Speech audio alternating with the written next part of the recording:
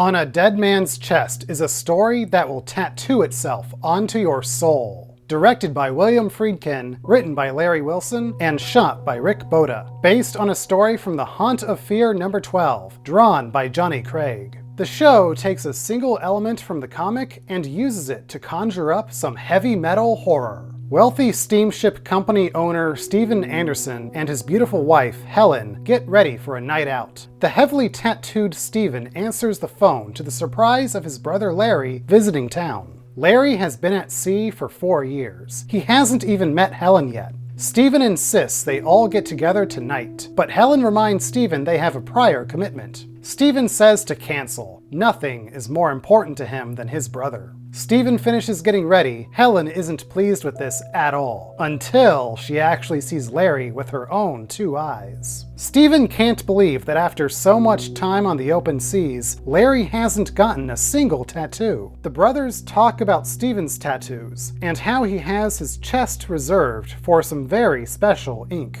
once he figures out what he wants that special tattoo to be. Helen is more interested in hearing Larry's adventures. There ain't any sailor talk in the show. Welcome to the world of heavy metal. In the middle of a song, Danny, the frontman of the band Exorcist, announces their guitarist, Nick, has gotten married, much to the dismay of the female fans. He introduces the lucky lady, Scarlett, to the audience. I just hope Nick doesn't get too pussy with, because sometimes when Scarlett here thinks she run this fucking band. I'll tell you what. Get this bitch off the stage! Nick walks off the stage, for Danny embarrassing his wife. This leads to some behind-the-music drama. Danny's groupie, Vendetta, doesn't trust Scarlett. She shows Danny her new snake tattoo. Too bad I can't show it to you, but it's a magical piece of art that actually sticks its tongue out at Danny. Scarlett thinks she and Nick should talk to Danny, who believes she wants to break up the band. Danny blows her off to see Vendetta's tattoo artist. Steven takes Larry and Helen out for a night out on the town. He drinks alone at a table as Larry shares a dance with Helen. Larry doesn't waste time. He tells Helen he knows she only married his brother for his money. He knows she hates Steven just as he does. Helen breaks away from Larry. She wants to go home. Larry helps her lead the drunk Steven out of the nightclub. As they head towards home, Steven's eyes light up. There's a new tattoo parlor. Steven knows what he wants his special chest tattoo to be. Danny explores the mystic tattoo parlor before being spotted by Farouche, who tells Danny about his artistic process. You've seen what I do. Farouche finds what's inside and brings it outside. Now, if you've got the money, and if you're brave enough, we could do business. It's up to you. Yeah, okay, man. But I want a tiger. Ain't your right choice. You see, your skin's got a story to tell. And I'll find it. Danny starts getting inked up and is having a hard time with the pain. It is on the verge of being unbearable when Farouche finally finishes. Danny is upset to see Scarlett's face on his chest. What the hell is this? You like it? He stomps out of the place without paying.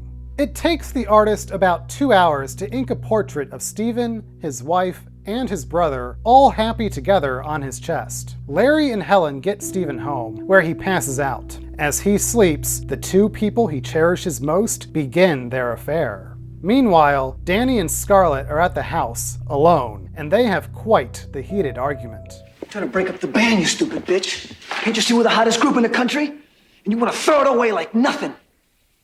What would Nick Bosch be without Danny Darwin, huh? What? Rich and famous. What would Danny Darwin be without Nick Bosch?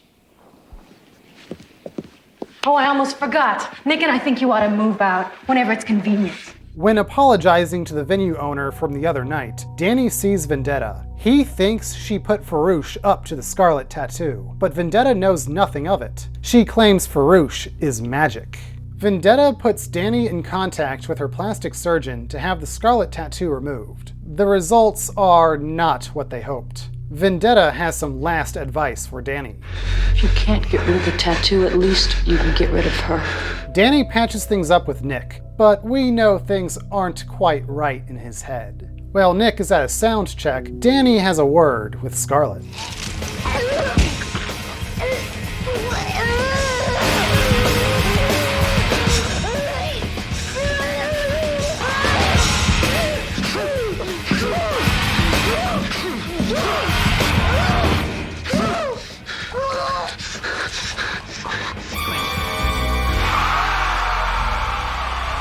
Helen and Larry meet behind Steven's back for weeks. Finally, they've had enough. They need to get rid of Steven. A simple divorce won't do it for Helen. Steven would blacklist his brother from the industry. They decide it's best to murder him and make it look like an accident, and still get his money. They beat Steven to death in his bathroom with a baseball bat and make it look like he slipped on the tiles by accident. While Nick tries to find where Scarlet is, Danny confesses the murder to Vendetta. She is very proud of him, but he's in too much pain from the tattoo. He rips the bandage off and reveals an unpleasant change in Scarlet's face.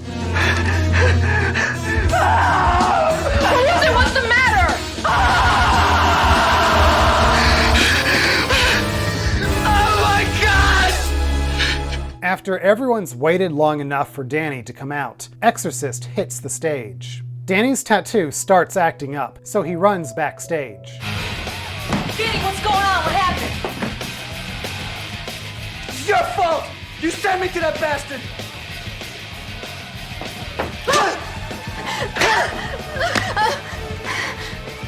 As the dragon leaps off of his chest and attacks, Vendetta tells Nick that Danny killed Scarlet. Nick walks in on Danny, having cut his own skin off to finally be rid of his haunting tattoo.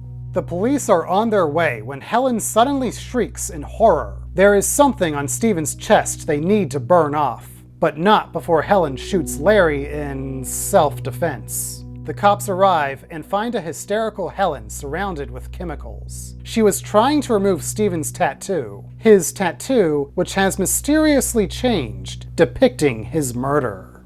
William Friedkin and Larry Wilson's screen adaptation of On a Dead Man's Chest is a major departure from the page. Pretty much the only thing that remains is the concept of a magic tattoo. There wasn't much to the original story. There is an affair, a murder over money, and a tattoo that magically changes at the end. Turning the ink into something of a curse, spiraling our protagonist into madness, added some much-needed haunt to this horror tale. These are some killer tattoos, and I'm sure the effects crew had a field day bringing them to life.